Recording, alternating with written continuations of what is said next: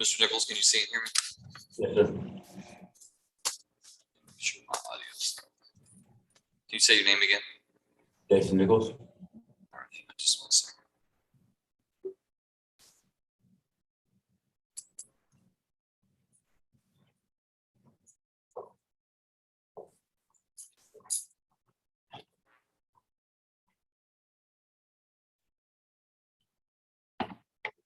Hey, George.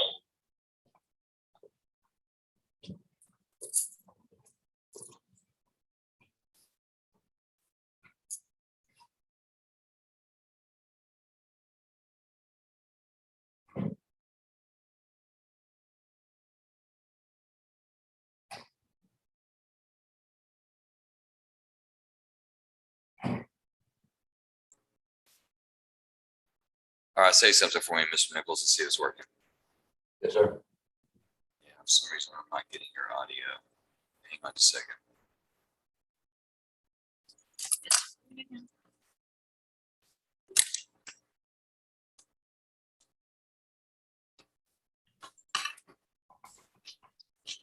Okay, I got you now. Can you hear me okay?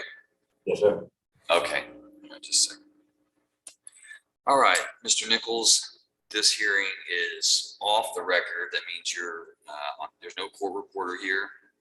Your attorney's not here, Mr. Ashmore. The state's prosecutors are not here. And so I don't want you to say anything. I just want you to listen. Understand? Yes. Okay. Last week you were in court on January 14th. You were late, came into court, and there was an issue with your pretrial release. You were delinquent, as you're well aware, you were delinquent almost $300 on your pretrial release. I didn't take that issue up with you. Mr. Ashmore was over at the jail. You were here in the courtroom. I didn't discuss any of those issues with you because you looked like you were in pretty bad shape physically. And I didn't want to impose an additional hardship on you. And so you came in, we did the hearing, I reset you, and you went off. And you probably know why you're sitting in there today. Do you know why you're sitting in there today? You're sitting in there today. Well, let me tell you it this way, Bess. Oh, what a tangled web we weave when we practice to deceive. You know what that means? Not really, sir. All right. That means when you go about and you start lying and you start trying to convince people of things that aren't true, you're creating a web of issues. You're creating trouble for yourself along the way. I'll tell you what, let me show you. Stand by just a second.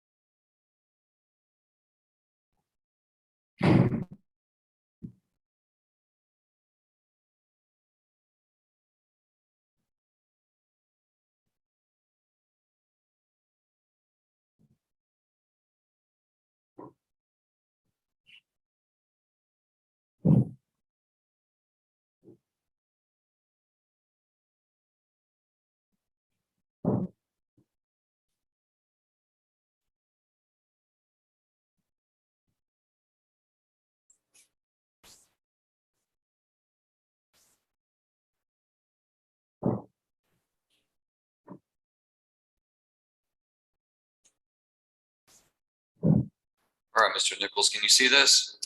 Yes, sir. Let's just watch together.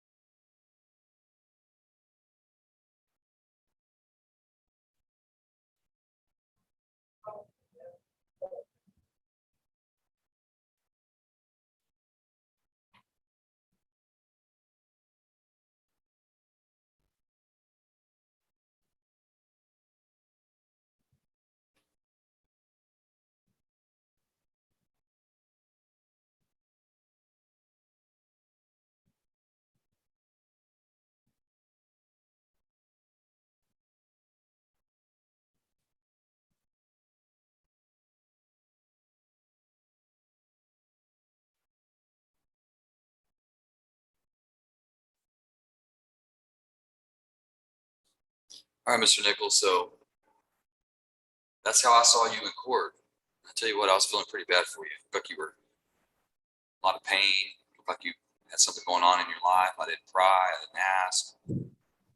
Got you in court, got you out of court, allowed you to appear late, even though you weren't there on time. But based on the way you appeared, I thought, you know what, this gentleman needs a little grace today. He needs a little break. I appreciate it. And so that's what I did for you. Well, let's watch part 2 of this movie.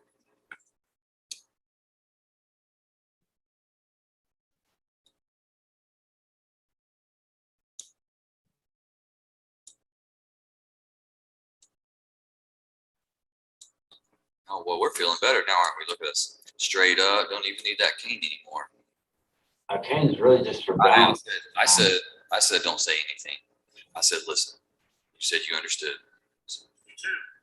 Look how quick we're going down those stairs. Don't even need that cane. Wow. I'm capable of a lot of things. I'm not capable of medical healing. I'm not that. I'm not a doctor. Straight up, no pain, no slouching. The finale coming up. Wait for it. It's one of my favorite parts right here.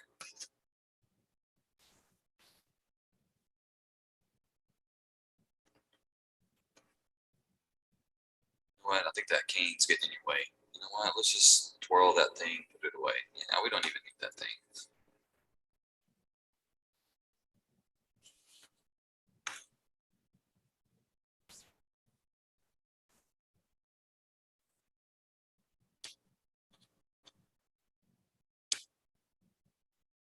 We'll jump at the end, straight up. Oh, yeah, that's great, Mr. Nichols. Look at you. Oh, what a tangled web we weave when we practice to deceive. That's why you're sitting in jail this morning, Mr. Nichols, because you were delinquent on your bond supervision, and I extended you grace because I thought, you know what, maybe this man can't afford bond supervision because he's hurt, because he's injured, he can't walk, he can't get around, he can't get to court on time. You just came straight in this courtroom and you lied to my face. So, practice to deceive, you create issues for yourself along the way. The prosecutors, they have all these videos. Your attorney has all these videos. I don't know what's going to happen in the case now. It's probably going to affect whatever offer was out there. If there is even an offer, I don't know. That's not my concern. My concern is that you need to know that when you walk in here, you tell me something, or you put on a show, find out otherwise. Man, that's shameful. That's shameful. Fool me once, shame on you. Fool me twice, shame on me. Just you're not gonna fool me twice. So that's why I found your bond insufficient. That's why you're sitting in jail. So I've been trying to decide how long can you sit in jail. Maybe we leave you in jail until your trial comes up. There's about 40 trials ahead of you. We could probably well over a year, maybe a year and a half before your trial. I've thought about that. Still honestly thinking about it right this second. What do I do with a man that comes in here and tries to lie to me when all we were going to do, I gave you an ability to come in late and make an appearance, and all I expect is honesty, and that's what you give me. You need to know that there's eyes and ears on you all the time, and what you put out there, people are paying attention to. I, for one, am definitely paying attention to it. I know the prosecutors are. I know that Mr. Ashmore now has more issues he has to try to solve for you. You need to keep that in mind. I understand that you paid your delinquencies last Friday on the 17th. So this is what I'm going to do. I'm going to reinstate your original bond, and your bondsman's going to stay on your bond at $25,000. And I'm going to send the order over there to reinstate you, and you're going to walk out today. Probably easier than you walked out the courtroom on December 14th, or I'm sorry, January, or on December 14th. The next time you walk into this courtroom, you better be shooting with me 100%. You understand me? Sir.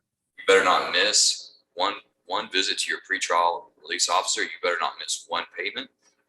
Mr. Waddell says jump, you say how high. You say anything else, and it's going to be back to jail. Are we clear? Sure. All right. I'll see you in your next court date. Thank you, jail staff. I appreciate you setting that up for me. You're welcome, sir. Yeah, Merry Christmas.